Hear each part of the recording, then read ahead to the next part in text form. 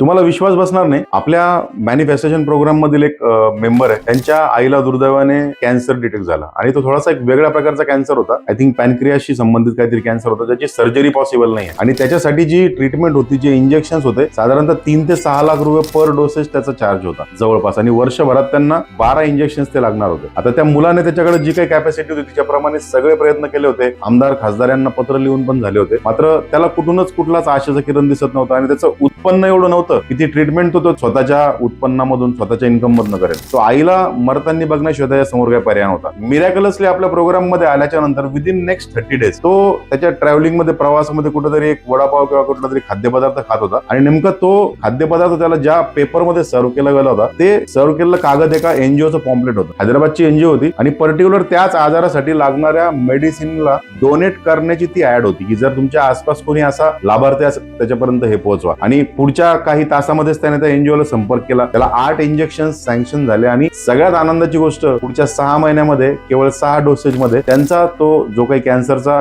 Tumour होता तो नाहीसा झाला आणि त्या महिला, म्हणजे त्या मुलाची आई, ही कॅन्सर फ्री झाली.